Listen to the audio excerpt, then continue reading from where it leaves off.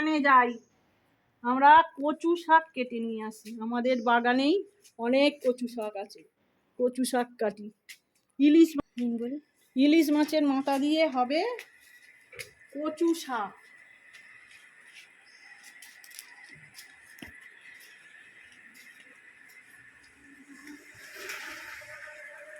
মানু যাচ্ছে কাটতে, বাগানে অনেক কচু শাক আছে।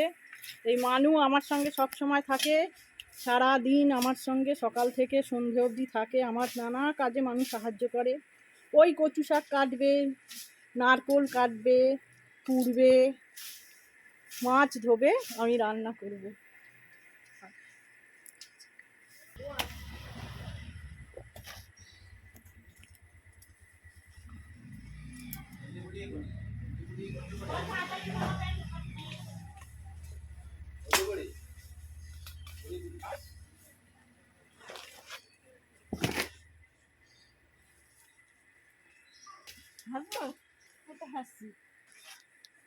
বড় দেখে দেখে ডাঁটা কাটো, বড় দেখে দেখে ডাঁটা কাটবো।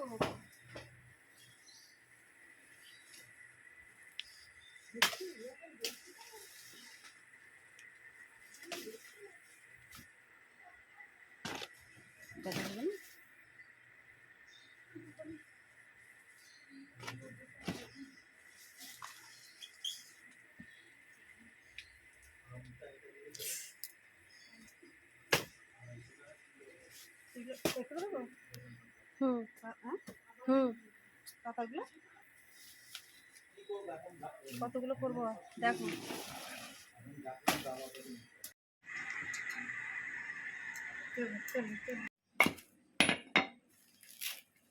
শাকের জন্য নারকোল ছাড়ানো হচ্ছে, এবার এই নারকোল কোড়া হবে।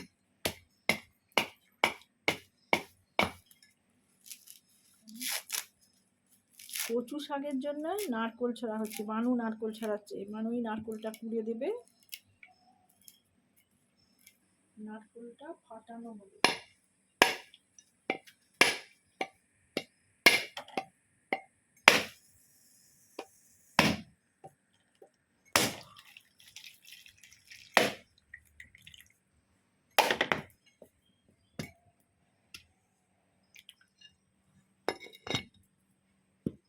খুব ভালো নারকোলটা, এবার নারকোলটা কোড়ানো হবে।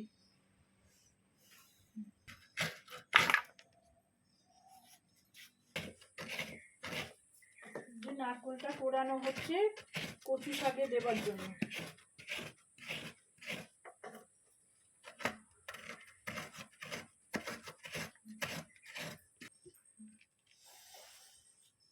কচুলতি খাইবা?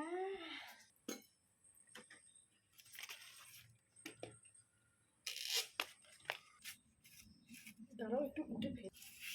এই যে কচু শাক মানু তুলে আনলো, মানুই কাটছে। কচু শাক নারকেল সব মানুই কেটে দিচ্ছে, এবার রান্না করা হবে।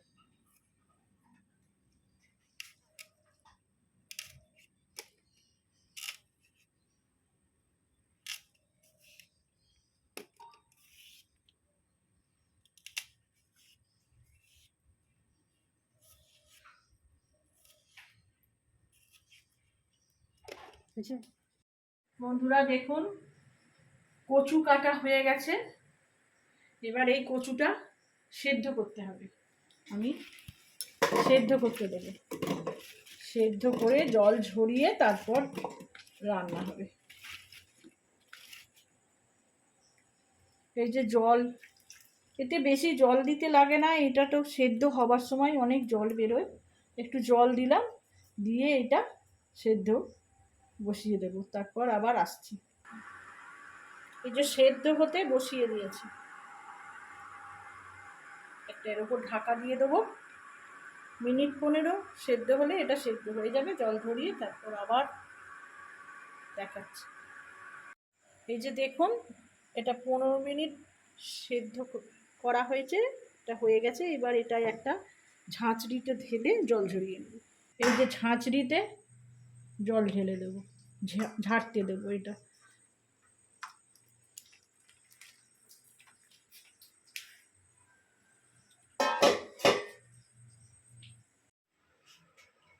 ইলিশ মাছের মাথাগুলোয় নুন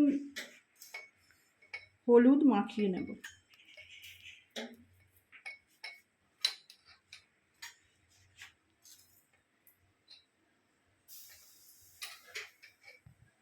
মাথাগুলো ভালো করে নুন হলুদ মাখিয়ে নিলাম। এবার এটা ভেজে কচু শাক রান্না হবে। কড়ায় তেল দিলাম মাছটা ভাজার জন্য, কচু শাক হবে। আর একটু নুন হলুদ আগে থেকে দিয়ে রেখেছি যাতে না ছেট। মাছের মাথাটা দুটো কড়াই দিয়ে দেবো, এটা ভেজে তুলে নেব। যায় না মাছটা নিশ্চয়ই এতক্ষণে ভাজা হয়েই গেছে, মাছটা মাথাগুলো ভাজা তুলে নিলাম। এবার এতে ফোড়ন দিয়ে তেল দিয়ে তো ভেজে তুলে নেওয়া হয়েছে। এবার কড়াই বেশ খানিকটাই তেল দেবো, দিয়ে এবার কচু শাকে ফোড়ন যাবে।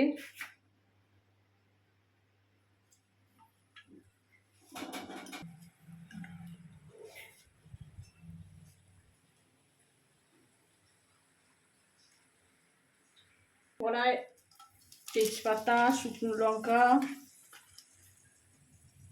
একটু দারচিনি, গরম মশলা ফোড়ন আর কি, দারচিনি, ছোট এলাচ, লবঙ্গ ফোড়ন দিলাম। আর একটু দেবো হাফ চায়ের চামচের জিরে গুঁড়ো, গোটা জিরে ফোড়নের জন্য, গোটা জিরে। সেদ্ধ করে জল ঝরিয়ে নেওয়া ছিল, সেটা এবার দিয়ে দেব।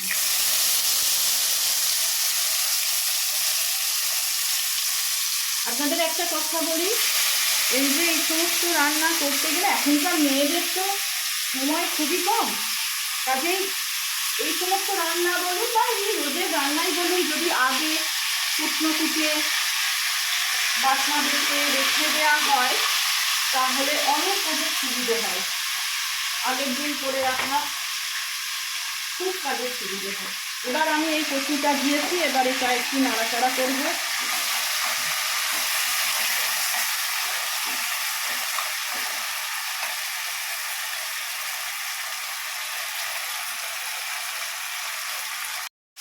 কচু শাকটা দেখছেন একটু তেলে নাড়াচাড়া করে একটু লালচে লালচে হবে, হালকা, এতে তো খুব বেশি লালচে হয় না।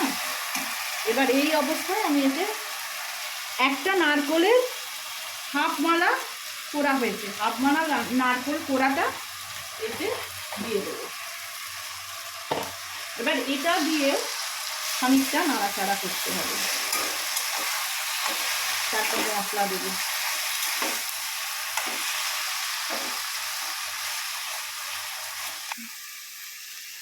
এই যে একটু নাড়াচাড়া করে নিলাম 2-3 মিনিট, কাঁচা নারকোলের গন্ধটা চলে যাবে।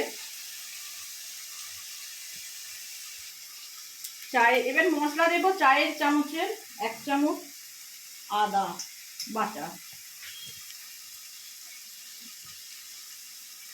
হলুদ গুঁড়ো হাফ চা চামচেরও কম, একটু কাশ্মীরি লাল লঙ্কার গুঁড়ো সেটাও হাফ চামচেরও, চায়ের চামচের হাফ চামচের কম, জিরে গুঁড়ো এটাও চা চামচ, এটা একটু বেশিই যাবে, এটা চায়ের চামচের 1 চামচ দিলাম। আর ধনে গুঁড়ো তাই চায়ের চামচের 1 চামচ দিলাম। দিয়ে এবার এইটা আমি একটু জল দিয়ে পেস্টটাকে ভালো করে গুঁড়িয়ে নেব। আর এতে মিষ্টি তো দিতেই হবে, মিষ্টির জন্য, মিষ্টি না হলে কচু শাক চলে না, তার জন্য আমি তো গুড় দিই, আখের গুড়। আমার রান্নায় আখের গুড়ই ব্যবহার হয় চিনির বদলে। আর নুন দেব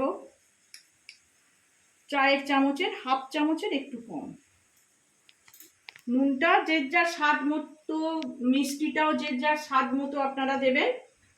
এবার আমি এই একটু জল দিয়ে এটাকে গুলে নেব।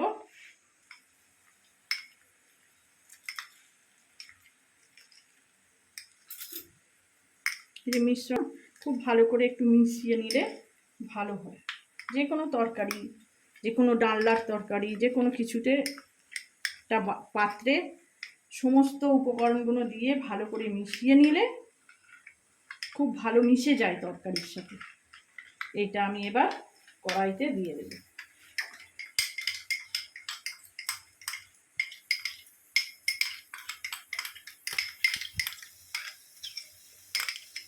সমস্তটাই দিয়ে দিলাম, দিয়ে এবার একটু নাড়াচাড়া করব, করে মাছের মাথাগুলো দিয়ে জল ঢেলে দেব। এইভাবে করবেন, আপনারাও কমেন্টে জানাবেন কেমন লাগলো। আশা করি এই রেসিপিটা ভালোই লাগবে। আমি যেভাবে করলাম ঠিক এইভাবে করবেন। যা যা দিলাম একটা স্টেপ বাই যেমন করলাম এইভাবে করবেন, দেখবেন খুব ভালো লাগবে। গরম ভাতে এটা হলেই এক থালা ভাত খাওয়া হয়ে যাবে। এই যে নাড়াচাড়া করতে করতে দেখছেন তেল ছেড়ে যাচ্ছে, এই অবস্থাতে এবার এটা কষাটা হয়ে গেছে, এবার জল ঢেলে দেবো। জল ঢেলে মাছের মাথাগুলো, খুব বেশি জল নয়, এই যে মাছের মাথাগুলো একটু ভেঙে নিয়েছে, তারপর আবার একটু খুন্তি দিয়ে এটাকে একটু মিশিয়ে একটু ম্যাশ টাইপের করে নিলে এটা ভালো। গ্যাসটা একদম সিমে রাখলেই ভালো। সিমে এইসব রান্না যত ধিমে আঁচে হবে রান্না তত স্বাদ ভালো হয়। রান্না খুব সব সময় যে হাই ফ্লেমে দিলেই রান্না হয়ে যায় ভালো হয় তা নয়। রান্না যত ধিমে আঁচে হয় রান্নার স্বাদ তত ভালো হয়। আমি এই অবস্থায় এটা ঢাকা দিয়ে দিলাম। রান্নাটা এখন সিমে মিনিট মতো হবে, তারপর দেখাই।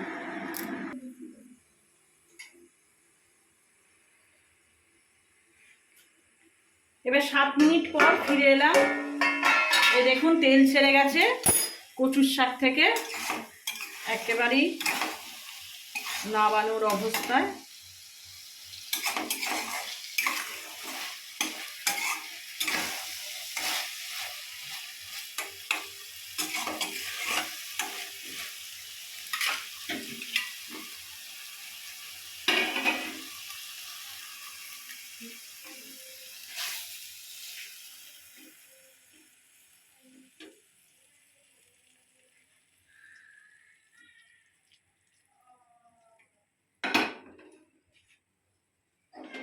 দেখুন কেমন হয়েছে, দেখুন বন্ধুরা, খুব সুন্দর। এক থালা ভাত হাসতে হাসতে উঠে যাবে। আজকের মতো এটাই রাখলাম আপনাদের কাছে, পরে আবার আসবো আর এক ভিডিও নিয়ে নতুন।